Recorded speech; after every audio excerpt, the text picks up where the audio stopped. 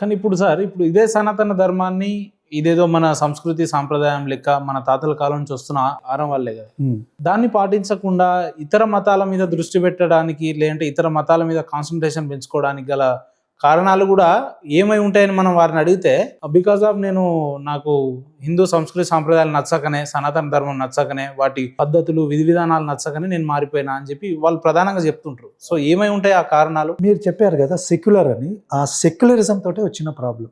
మన హిందువులు ఎవ్వరు కూడా గ్రంథాలు చదవరు.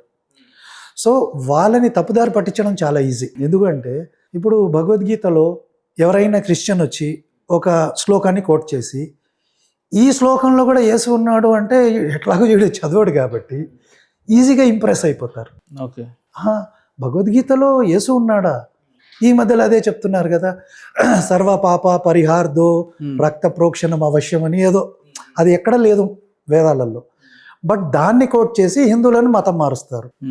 వీడు ఈజీగా పడిపోతాడు. ఎందుకంటే అంత కాన్ఫిడెంట్గా చెప్తున్నాడు కాబట్టి, అరే నిజంగా ఉందేమో, మరి మనోళ్ళు చెప్తలేరేమో పండితులు భయపడి. సో ప్రలోభ పెట్టడం ఈజీ. కానీ అదే క్రిస్టియన్ తీసుకోండి, వాడు బైబిల్ ఎవడు చదవడండి బైబిల్ని కూడా, ఒక్క క్రిస్టియన్ బైబిల్ని చదవడు. కానీ వాడు ఏం చేస్తాడంటే ఎవ్రీ వీక్ చర్చ్కి వెళ్తాడు, అక్కడ బ్రెయిన్ వాషింగ్ అవుతుంది, literal brain washing every week అవుతుంది బ్రెయిన్ వాషింగ్. ఈ ఫలానా వాడు రాలేదు అంటే ఫోన్ వెళ్తుంది, నువ్వు రాలేదు, ఎందుకు రాలేదు? అక్కడ మసీద్ ఉంది, మసీద్లో కూడా ఎవ్రీ ఫ్రైడే అయితే ఎట్లా వాళ్ళు ఉన్నారు 5 days నమాజ్ చేయాలి. రాకుంటే వాడు రావట్లేదు అంటే ఎందుకు రావట్లేదు రా నువ్వు? కానీ మన దాంట్లో ఒక గుడిలో రెగ్యులర్గా గుడికి వెళ్తా, ఒక రోజు వెళ్ళలే, మన పంతులు ఎవరైనా ఫోన్ చేసి ఏంది భాస్కర్ రాజు గారు మీరు గుడికి రాలేదు, అట్లా ఉండదు. ఎందుకంటే అంత ఫ్రీడమ్ ఉంది మనకు, ఆ ఫ్రీడమ్ తోటే ప్రాబ్లం.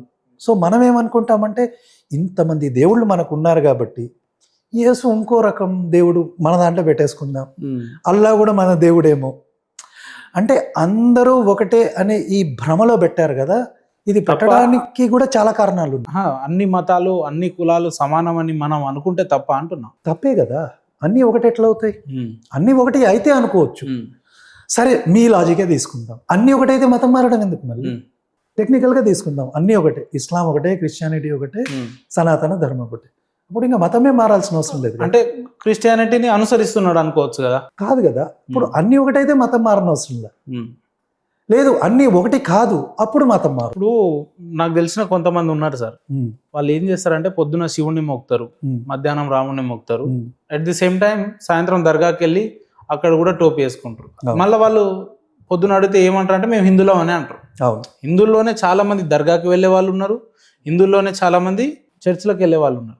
సో వీళ్ళని ఎట్లా చూడొచ్చు మనం? ఒకటి ఏంటంటే we have to give them education అండి, అవేర్నెస్ క్రియేట్ చేయాలి, అన్నీ ఒకటి కాదు అని.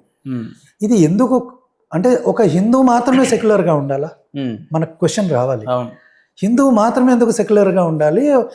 ఇప్పుడు జనరల్గా చెప్తుంటారు, ఒక క్రిస్టియన్ చర్చ్కి వెళ్ళి యేసుని నమ్ముకుంటే వాడు గుడ్ క్రిస్టియన్ అయ్యిండు, ఒక ముస్లిము 5 సార్లు నమాజ్ చేసి మసీద్కి వెళ్ళి బాగుంటే వాడు మంచి ముస్లిం అయ్యిండు. మరి ఒక హిందూ మంచి హిందూగా ఎందుకు ఉండకూడదు? తనది మాత్రమే ఎందుకు ఉండాలంటే ఏం చేయాలంటున్నా? ఏం చేయాలంటే ఎడ్యుకేషన్ ఇవ్వాలి. ఎడ్యుకేషన్ ఇవ్వాలి అంటే కొందరు చదవరు, ఇప్పుడు కొందరు గ్రంథాలు చదివేంత టైం ఉండదు. అప్పుడు మనం ఏం చేయాలి అంటే ఈ ఇంటర్వ్యూలు కానీ బుక్లు రాయడం కానీ వీటి పర్పస్ అంతా ఒకటే, అన్నీ ఒకటే కాదు అని. సరే మీరు అనొచ్చు మతం మారితే ప్రాబ్లం ఏంటండి?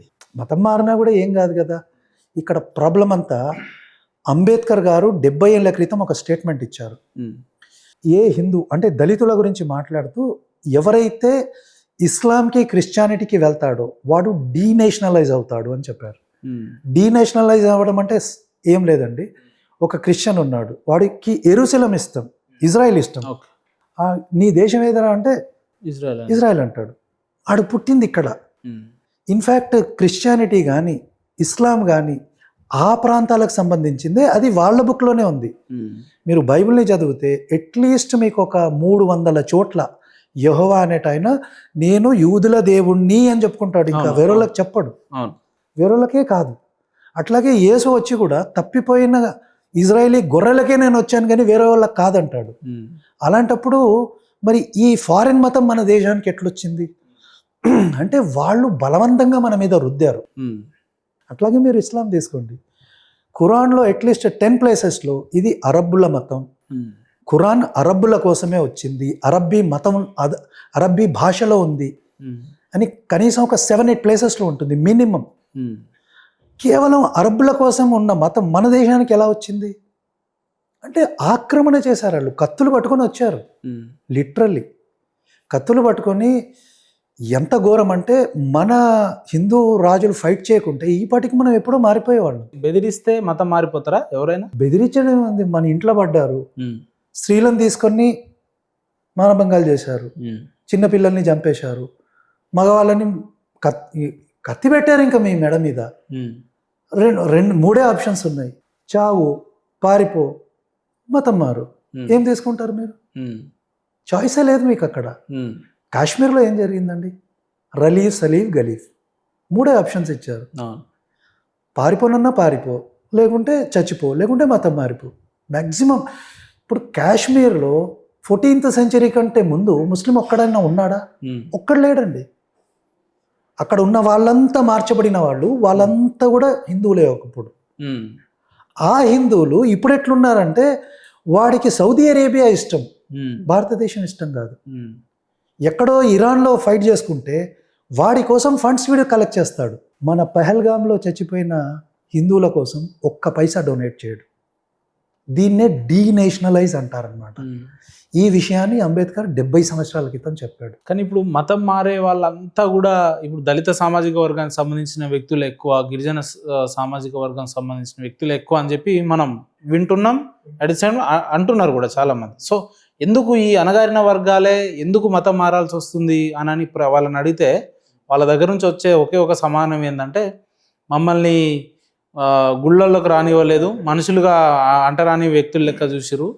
సరే మనం ఏదో రాజ్యాంగంలోనే ఉన్నాం కానీ ఇప్పటికీ మనవాద పరిస్థితులలోనే ఉన్నాం, ఒక దళితుల్ని ఊర్లలో రాణిస్తలేరు, గుళ్ళల్లో రాణిస్తలేరు అనేది ప్రధాన వాదన. సో ఇంత అంటే జనరేషన్లో ఉన్నాం మనం, ఇంత అప్డేటెడ్ వర్షన్లో ఉన్నాం. ఇప్పటికీ మనవాద పరిస్థితులు ఉన్నాయా? ఆ రోజుల్లో ఉండే పరిస్థితులు ఇప్పటికీ ఇంప్లిమెంట్ అవుతుందా? మీరు మనవాదం అనే పదాన్ని వాడారు కదా, మనుధర్మ శాస్త్రాన్నే తీసుకుందాం. దాంట్లో ఏదో తప్పులు ఉన్నాయంటున్నారు.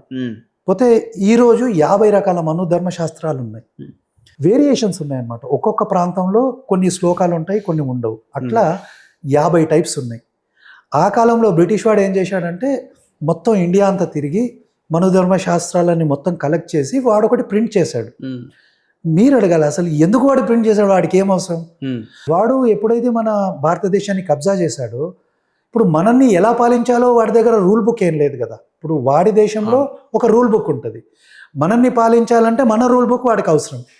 వాడేమనుకున్నానంటే మన ధర్మశాస్త్రమో ఏదో చూద్దాము, ఇదేదో ఉంది, దీని ప్రకారం మనల్ని పాలిద్దామని అనుకున్నాడు. అనుకొని కలెక్ట్ చేసి దాన్ని ప్రింట్ చేసిన తర్వాత వాడికి వచ్చిన ఐడియా ఏంటంటే ఆయుధమైంది అది. దీన్ని ఆధారం పెట్టుకొని హయ్యర్ కాస్ట్కి లోవర్ కాస్ట్కి ఫైట్ పెట్టాలి. వాడు చేసింది అదే. అన్ని ప్రక్షిప్తాలున్న మనుధర్మశాస్త్రాన్ని ప్రింట్ చేసి మనల్ని తప్పుదారి పట్టించాడు. పట్టించి శూద్రులని ఇలాంటి స్టోరీ మీరు చెప్పారుగా గుళ్ళోకి రానియలేదు. మన భారతదేశంలో ఎన్ని గుళ్ళల్లోకి శూద్రులను రానియలేదని అంటున్నారో ఆ గుళ్ళ లిస్ట్ ఒకటి బయట పెట్టండి అని మేము అడుగుతాం ఎన్నోసార్లు. ఎంతోమంది రాణిస్తలేరు, ఒక్కటి లేదు, ఒక్క ఎవిడెన్స్ కూడా ఇవ్వలేరు వాళ్ళు. ఇవన్నీ ఏంటంటే బుల్షిట్ స్టోరీలు, దీనికి ఒక్క ఆధారం లేదు.